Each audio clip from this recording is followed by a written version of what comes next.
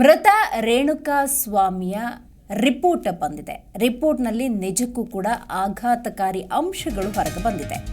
ಮರಣೋತ್ತರ ಪರೀಕ್ಷೆಯ ರಿಪೋರ್ಟ್ ಹೊರಗೆ ಬಂದಿದೆ. ರಿಪೋರ್ಟ್ನಲ್ಲಿ ಬಯಲಾಗಿದೆ ಹಂತಕರು ನಡೆಸಿದ ಆ ಭೀಭತ್ಸ ಕೃತ್ಯ. ಮೃತ ರೇಣುಕಾ ಸ್ವಾಮಿಯ ಮರಣೋತ್ತರ ಪರೀಕ್ಷೆಯ ರಿಪೋರ್ಟ್ ಅನ್ನು ನೀವು ಕೇಳಿದ್ರೆ ನಿಜಕ್ಕೂ ಬೆಚ್ಚಿ ಬೀಳ್ತೀರಿ. ಮರ್ಮಾಂಗಕ್ಕೆ ಬಲವಾದ ಪೆಟ್ಟು ಅಂತ ಹೇಳಿ ಆ ಮರಣೋತ್ತರ ಪರೀಕ್ಷೆಯಲ್ಲಿ ದೃಢವಾಗಿದೆ. ಹೊಟ್ಟೆಯ ಭಾಗದಲ್ಲಿ ರಕ್ತ ಸೋರಿಕೆಯಾಗಿದೆ. ಹಾಗೆಯೇ ಮರದ ರಿಪೇಸ್ನಿಂದ ಹಲ್ಲೆ ಅನ್ನೋದು ಕೂಡ ಸ್ಪಷ್ಟವಾಗಿದೆ. ರೇಣುಕಾ ಸ್ವಾಮಿಯ ಮರಣೋತ್ತರ ಪರೀಕ್ಷೆಯ ಇಂಚಿಂಚು ಮಾಹಿತಿ ಇದೆ. ಅತಿಯಾದ ಚಿತ್ರಹಿಂಸೆಯಿಂದಲೇ ರೇಣುಕಾ ಸ್ವಾಮಿ ಮೃತಪಟ್ಟಿದ್ದಾರೆ. ಹೇಗೆ ಹಲ್ಲೆ ಆಯಿತು ಅನ್ನೋದಕ್ಕೆ ಖಚಿತ ಸಿಸಿ ಕ್ಯಾಮ್ರಾ ಫುಟೇಜ್ ಇಲ್ಲದೆ ಇದ್ರೂ ಕೂಡ ಮೃತಪಟ್ಟಿರುವಂತಹ ರೇಣುಕಾ ಸ್ವಾಮಿಯ ಮರಣೋತ್ತರ ಪರೀಕ್ಷೆಯ ಒಂದಷ್ಟು ಸಾಕ್ಷಿಗಳನ್ನು ನುಡಿತಾ ಇದ್ದಾವೆ. ಅದನ್ನು ನಾವಿಲ್ಲಿ ನೋಡ್ತಾ ಹೋಗ್ಬೋದು. ಹೌದು, ಮರಣೋತ್ತರ ಪರೀಕ್ಷೆಯಲ್ಲಿ ಡಿ ಗ್ಯಾಂಗ್ ಅಬ್ಬರ ದೃಢವಾಗಿದೆ. ನೋಡಿ, ಮೊದಲನೇದಾಗಿ ಮರ್ಮಾಂಗದ ಭಾಗದಲ್ಲಿ ರಕ್ತಸ್ರಾವ ಉಂಟಾಗಿದೆ. ಬಲವಾದ ಪೆಟ್ಟನ್ನು ಮರ್ಮಾಂಗಕ್ಕೆ ಕೊಡಲಾಗಿದೆ. ಮೃತ ರೇಣುಕಾ ಸ್ವಾಮಿಯ ಮರಣೋತ್ತರ ಪರೀಕ್ಷೆಯ ಒಂದೊಂದೇ ಅಂಶವನ್ನು ನಿಮ್ಮ ಮುಂದೆ ನಾವಿಡ್ತಾ ಇದ್ದೀವಿ. ಇನ್ನು ಹೊಟ್ಟೆ ಭಾಗದಲ್ಲೂ ಕೂಡ ರಕ್ತ ಸೋರಿಕೆಯಾಗಿದೆ ಅನ್ನೋದು ಈ ಮರಣೋತ್ತರ ಪರೀಕ್ಷೆಯಿಂದ ದೃಢವಾಗಿದೆ. ಇನ್ನು ಮರದ ಪೀಸ್ ಒಂದರಿಂದ ಹಲ್ಲೆ ಆಗಿರುವುದು ಕೂಡ ಸ್ಪಷ್ಟವಾಗಿದೆ. ಹೊಟ್ಟೆಯ ಭಾಗದಲ್ಲಿ ರಕ್ತಸ್ರಾವವಾಗಿದೆ. ರಕ್ತ ಸೋರಿಕೆ ಕೂಡ ಉಂಟಾಗಿದೆ. ಮರದ ಒಂದು ಪೀಸ್ನಿಂದ ಹಲ್ಲೆ ಮಾಡಿರೋದು ಕೂಡ ಸ್ಪಷ್ಟವಾಗಿದೆ. ನೋಡಿ, ಹಲ್ಲೆ ಮಾಡಿದ್ದಾರೆ ಅನ್ನೋದಕ್ಕೆ ಏನಾದರೂ ದಾಖಲೆ ಇದೆಯಾ, ವಿಡಿಯೋ ಇದೆಯಾ? ಈ ಥರದ ಪ್ರಶ್ನೆಗಳ ನಡುವೆ ಮರಣೋತ್ತರ ಪರೀಕ್ಷೆಯಲ್ಲಿ ಯಾವ ರೀತಿಯ ರಿಪೋರ್ಟ್ಸ್ ಬರುತ್ತೆ ಅನ್ನೋದನ್ನು ನೋಡ್ಬೋದು. ತಲೆಗೂ ಕೂಡ ಬಲವಾದ ಪೆಟ್ಟು ಬಿದ್ದಿದೆ.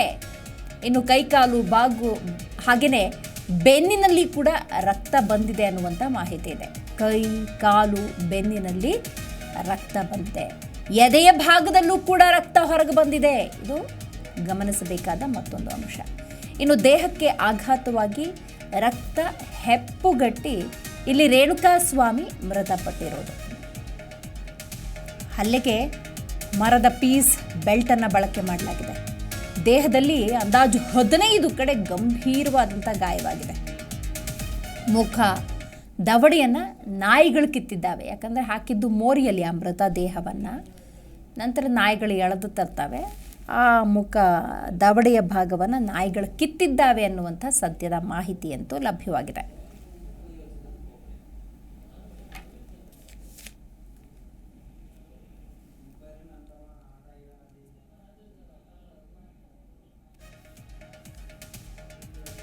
ನೋಡಿ, ಎಕ್ಸ್ಪರ್ಟ್ಸ್ ಜೊತೆ ಇದೇ ಪ್ರಕರಣದ ಕುರಿತಂತೆ ಮಾತಾಡಬೇಕಾದ್ರೆ ದರ್ಶನ್ ಹೋದಂತಹ ಜೀಪು ಎಷ್ಟೊತ್ತೆಲ್ಲಿತ್ತು, ದರ್ಶನ್ ಎಷ್ಟೊತ್ತಿಗೆ ಹೋದರು, ಎಷ್ಟೊತ್ತು ಅಲ್ಲಿಂದ ವಾಪಸ್ ಬಂದರು, ಇದಕ್ಕೆ CC ಕ್ಯಾಮ್ರಾ ಫುಟೇಜ್ ಇದೆ. ಹಲ್ಲೆಯೇ ದರ್ಶನ್ ಮಾಡಿದ್ದಾರಾ ಇಲ್ವಾ ಅನ್ನೋದಕ್ಕೆ ಯಾವುದೇ ವಿಡಿಯೋ ರೆಕಾರ್ಡ್ ಇಲ್ವಲ್ಲ. ಈ ಥರದ ಪ್ರಶ್ನೆಗಳು ಬಂದಾಗ ಅದಕ್ಕೆ ಅವ್ರು ಕೊಟ್ಟಂತಹ ಉತ್ತರ ಇಷ್ಟೇ ಆಗಿತ್ತು. ಮೃತಪಟ್ಟಂತಹ ರೇಣುಕಾ ಸ್ವಾಮಿಯ ಮರಣೋತ್ತರ ಪರೀಕ್ಷೆಯ ರಿಪೋರ್ಟೇ ಸತ್ಯವನ್ನು ಹೇಳುತ್ತೆ. ಯಾವ್ಯಾವ ಭಾಗಕ್ಕೆ ಹೇಗೆ ಹೊಡೆದಿದ್ದಾರೆ, ಯಾವುದರಿಂದ ಹೊಡೆದಿದ್ದಾರೆ ಅನ್ನೋದನ್ನು ಈ ಮರಣೋತ್ತರ ಪರೀಕ್ಷೆಯ ದೃಢಪಡಿಸುತ್ತೆ ಅಂತ ಹೇಳ್ತಾ ಇದ್ರು. ಅಂತೆಯೇ ನೋಡಿ, ಆ ಮರಣೋತ್ತರ ಪರೀಕ್ಷೆಯಲ್ಲಿ ಆ ಡಿ ಗ್ಯಾಂಗ್ ಯಾವ ರೀತಿ ಅಬ್ಬರದ ಹಲ್ಲೆಯನ್ನು ನಡೆಸಿದೆ ಅನ್ನೋದನ್ನು ನೀವಿಲ್ಲಿ ನೋಡಬಹುದಾಗಿದೆ. ರೈಟ್, ಈ ಬಗ್ಗೆ ಹೆಚ್ಚಿನ ಮಾಹಿತಿಯನ್ನು ನಮ್ಮ ಪ್ರತಿನಿಧಿ ವಿಶ್ವನಾಥ್ ನೀಡ್ತಾರೆ. ವಿಶ್ವ, ಮರಣೋತ್ತರ ಪರೀಕ್ಷೆಯ ರಿಪೋರ್ಟ್ ಹೊರಗೆ ಬಂದಿದೆ. ನಿಜಕ್ಕೂ ಕೂಡ ಆಘಾತಕಾರಿ, ಬಹಳ ನೋವಾಗುತ್ತೆ. ಬಹಳ ಭೀಭತ್ಸವಾಗಿ ರೇಣುಕಾ ಸ್ವಾಮಿಯ ಮೇಲೆ ಹಲ್ಲೆ ಆಗಿದೆ. ಕಂಪ್ಲೀಟ್ ಆಗಿ ಈ ಮರಣೋತ್ತರ ಪರೀಕ್ಷೆಯ ರಿಪೋರ್ಟ್ ಯಾವೆಲ್ಲ ಪ್ರಮುಖ ಅಂಶಗಳಿದ್ದಾವೆ ಇದರ ಬಗ್ಗೆ ತಿಳಿಸ್ಕೊಡ್ಬೋದಾ ವಿಶ್ವ? ಖಂಡಿತವಾಗ್ಲು ಏನು ಅಂತಂದ್ರೆ, ಈ ರೇಣುಕಾ ಸ್ವಾಮಿ ಕೊಲೆ ಪ್ರಕರಣದಲ್ಲಿ ತನಿಖೆಯ ಸಂದರ್ಭದಲ್ಲಿ ಟೆಕ್ನಿಕಲ್ ಎವಿಡೆನ್ಸ್ ಗಳ ಆಧಾರದ ಮೇಲೆ ಆರೋಪಿಗಳನ್ನ ಬಂಧಿಸಿ ವಿಚಾರಣೆ ನಡೆಸ್ತಾ ಇರುವಂತದ್ದು ಪೊಲೀಸರು ಎಲ್ಲರಿಗೂ ಕೂಡ ಗೊತ್ತಿರುವಂತಹ ವಿಷಯ. ಆದ್ರೆ ಕೊಲೆಯಾದಂತಹ ರೇಣುಕಾ ಸ್ವಾಮಿಯ ಒಂದು ಮರಣೋತ್ತರ ಪರೀಕ್ಷೆಯನ್ನ ಪೊಲೀಸರ ಸಮ್ಮುಖದಲ್ಲಿ ನಡೆಸಿ ತದನಂತರ ಕುಟುಂಬಸ್ಥರಿಗೂ ಕೂಡ ಶವವನ್ನು ಹಸ್ತಾಂತರ ಮಾಡಲಾಗಿತ್ತು. ಇನ್ನು ಲಿಂಗಾಯತ ಸಂಪ್ರದಾಯದಂತೆ ಅವರ ಅಂತ್ಯಕ್ರಿಯೆ ಕೂಡ ನಡೆದಿತ್ತು. ಈಗ ಏನು ಮೃತಪಟ್ಟಿದ್ರಲ್ಲ ರೇಣುಕಾ ಸ್ವಾಮಿ ಅವರು, ಹತ್ಯೆ ಆಗಿದ್ದಾರಲ್ಲ, ಅವರ ಒಂದು ಮರಣೋತ್ತರ ಪರೀಕ್ಷೆಯ ವರದಿ ಕೂಡ ಬಹಿರಂಗವಾಗಿರುವಂತದ್ದು. ಇನ್ನು ಮರಣೋತ್ತರ ಪರೀಕ್ಷೆಯ ಒಂದು ಸಂದರ್ಭದಲ್ಲಿ ಆ ಒಂದು ರಿಪೋರ್ಟ್ ನಲ್ಲಿ ಉಲ್ಲೇಖವಾಗಿರುವಂತಹ ಅಂಶಗಳನ್ನ ನೋಡಿದ್ರೆ ಈ ಡಿ ಗ್ಯಾಂಗ್ ಕ್ರೌರ್ಯ ಎದ್ದು ಕಾಣ್ತಾ ಇರುವಂತದ್ದು. ಯಾವ ರೀತಿಯಾಗಿ ಅಮಾನುಷವಾಗಿ ಕೊಲೆ ಮಾಡಿದ್ದಾರೆ ಅನ್ನೋದು ಕೂಡ ಇಲ್ಲಿ ಸ್ಪಷ್ಟವಾಗಿ ಉಲ್ಲೇಖ ಆಗಿರುವಂತದ್ದು. ಅದರಲ್ಲೂ ಕೂಡ ಯಾವ್ಯಾವ ರೀತಿಯಾಗಿ ಹಲ್ಲೆ ಮಾಡಿದ್ದಾರೆ ಅನ್ನೋ ಒಂದು ಅಂಶಗಳನ್ನು ಕೂಡ ಇದರಲ್ಲಿ ಕನ್ಫರ್ಮ್ ಆಗಿ ಉಲ್ಲೇಖ ಮಾಡಲಾಗಿರುವಂತದ್ದು. ಮೊದಲನೇದಾಗಿ ಮರ್ಮಾಂಗದ ಭಾಗದಲ್ಲಿ ಗಂಭೀರವಾದಂತಹ ಹಲ್ಲೆಯನ್ನ ಮಾಡಿರುವಂತದ್ದು. ಈ ಒಂದು ಹಲ್ಲೆಯನ್ನ ನೋಡಿದ್ರೆ ಯಾವುದೋ ಒಂದು ವಸ್ತುವನ್ನ ತೆಗೆದುಕೊಂಡು ಹೊಡೆದಿರುವಂತಹ ಒಂದು ಮಾಹಿತಿ ಕೂಡ ಲಭ್ಯ ಆಗಿರುವಂತದ್ದು. ಅದರಲ್ಲೂ ಮರ್ಮಾಂಗದ ಭಾಗದಲ್ಲಿ ತೀವ್ರ ರಕ್ತಸ್ರಾವ ಆಗಿದೆ. ಮರ್ಮಾಂಗಕ್ಕೆ ಹೊಡೆದಿರುವುದು ಮರಣೋತ್ತರ ಪರೀಕ್ಷೆಯಲ್ಲಿ ಕೂಡ ಕನ್ಫರ್ಮ್ ಆಗ್ತಾ ಇರುವಂತದ್ದು. ಇನ್ನು ಹೊಟ್ಟೆಯ ಭಾಗದಲ್ಲೂ ಕೂಡ ರಕ್ತ ಸೋರಿಕೆಯಾಗಿದೆ. ಯಾಕಂತಂದ್ರೆ ನೆಲಕ್ಕೆ ಎತ್ತಿ ಎಸೆದು ಮತ್ತು ಗೋಡೆಗೆ ಎತ್ತಿ ಎಸೆದು ರೇಣುಕಾಸ್ವಾಮಿಯನ್ನ ಹತ್ಯೆ ಮಾಡಲಾಗಿತ್ತು ಅಂತ ಹೇಳಲಾಗ್ತಾ ಇತ್ತು.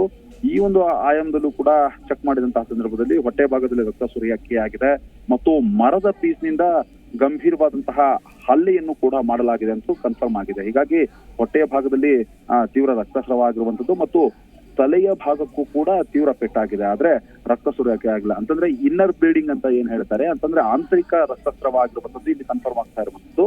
ಅದರಲ್ಲೂ ಕೂಡ ಗಂಭೀರವಾದಂತಹ ಗಾಯ ಆಗಿದೆ ತಲೆಗೆ. ಇನ್ನು ಕೈ ಮತ್ತು ಕಾಲುಗಳಲ್ಲೂ ಹಾಗೂ ಬೆನ್ನಿನಲ್ಲಿ ರಕ್ತ ಕೂಡ ಬಂದಿರುವಂತದ್ದು. ಅಂತಂದ್ರೆ ಅನೇಕ ಬೆಲ್ಟ್ ಆಗಿರಬಹುದು ಮತ್ತು ಮರದ ಪೀಸ್ಗಳಾಗಿರಬಹುದು ಮತ್ತು ಕೈಗಳಿಂದಲೂ ಕೂಡ ಗಂಭೀರವಾದಂತಹ ಹಲ್ಲೆಯನ್ನ ಮಾಡಿದಂತಹ ಸಂದರ್ಭದಲ್ಲಿ ಬೆನ್ನಲ್ಲೂ ಕೂಡ ರಕ್ತ ಬಂದಿದೆ, ಕೈಕಾಲುಗಳಲ್ಲೂ ಕೂಡ ರಕ್ತ ಬಂದಿರುವಂತದ್ದು. ಇನ್ನು ಎದೆ ಭಾಗದಲ್ಲೂ ಕೂಡ ರಕ್ತ ಬಂದಿರೋದು ಕೂಡ ಗೊತ್ತಾಗಿದೆ. ಇನ್ನು ದೇಹಕ್ಕೆ ಹೆಚ್ಚಾಗಿ ಹಲ್ಲೆ ಮಾಡಿದ್ರಿಂದ ಅಂತಂದ್ರೆ ಗೋಡೆಗೆ ಬಿಸಾಕೋದಾಗಿರ್ಬೋದು, ನೆಲಕ್ಕೆ ಬಿಸಾಕುವಂತಹ ಕೆಲಸ ಮಾಡಿದಂತಹ ಸಂದರ್ಭದಲ್ಲಿ ನೆಲಕ್ಕೆ ಬಿದ್ದಂತಹ ಸಂದರ್ಭದಲ್ಲಿ ಈ ರೀತಿಯಾಗಿ ರಕ್ತ ಹೆಪ್ಪುಗೊಟ್ಟದು ಮತ್ತು ಆ ಬಾಸುಂಡೆ ಬರುವ ರೀತಿಯಲ್ಲಿ ಆಗುವಂಥದ್ದು ಎಲ್ಲರಿಗೂ ಕೂಡ ಗೊತ್ತಿರುತ್ತೆ. ಅದೇ ರೀತಿಯಾಗಿ ಇಲ್ಲಿ ಆಗಿರುವಂತದ್ದು. ಇನ್ನು ಮರದ ಪೀಸ್, ಬೆಲ್ಟ್ ಮತ್ತು ದೇಹದಲ್ಲಿ ಈ ಒಂದು ಹಲ್ಲೆಗೆ ಮರದ ಪೀಸನ್ನ ಮತ್ತು ಬೆಲ್ಟ್ ಅನ್ನು ಕೂಡ ಬಳಸಿದ್ದಾರೆ ಅನ್ನೋ ಒಂದು ಮಾಹಿತಿ ಕೂಡ ಲಭ್ಯ ಆಗಿರುವಂತದ್ದು. ದೇಹದಲ್ಲಿ 15 ಕಡೆ ಗಂಭೀರವಾದಂತಹ ಗಾಯಗಳು ಕೂಡ ಆಗಿದೆ. ಇನ್ನು ಮುಖ ದವಡೆಯನ್ನ ನಾಯಿಗಳು ಕಿತ್ತು ತಿಂದಿರೋದು ಮರಣೋತ್ತರ ಪರೀಕ್ಷೆಯಲ್ಲಿ ಕೂಡ ಕನ್ಫರ್ಮ್ ಆಗ್ತಾ ಇರುವಂತದ್ದು. ಇದು ಒಂದು ತೀವ್ರ ದುರಂತ ಅನ್ಸುತ್ತೆ. ಸದ್ಯಕ್ಕೆ ಈ ಒಂದು ಮರಣೋತ್ತರ ಪರೀಕ್ಷೆಯ ಆಧಾರದ ಮೇಲೆ ಆರೋಪಿಗಳ ವಿರುದ್ಧವಾಗಿ ಮುಂದಿನ ಒಂದು ಚಾರ್ಜ್ ಶೀಟ್ ಆಗಿರಬಹುದು, ಮುಂದಿನ ಕ್ರಮ ತೆಗೆದುಕೊಳ್ಳೋದಕ್ಕೂ ಕೂಡ ಪೊಲೀಸರು ಮುಂದಾಗಿರುವಂತದ್ದು. ದಿವ್ಯಾ, ಥ್ಯಾಂಕ್ ಯು ವಿಶ್ವ ಮಾಹಿತಿಗಾಗಿ.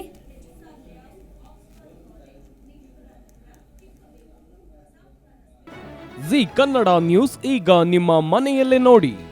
ಎಲ್ಲ ಕೇಬಲ್ಗಳಲ್ಲಿ ಈಗ ಲಭ್ಯ.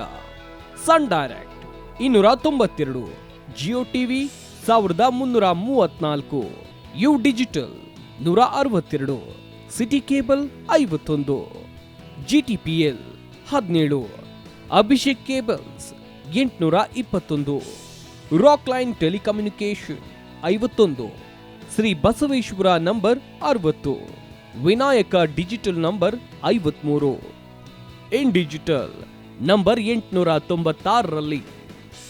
ನಿಮ್ಮಿಸ್ತದ ಜಿ ಕನ್ನಡ ನ್ಯೂಸ್ ನೋಡಿ ಆನಂದಿಸಿ.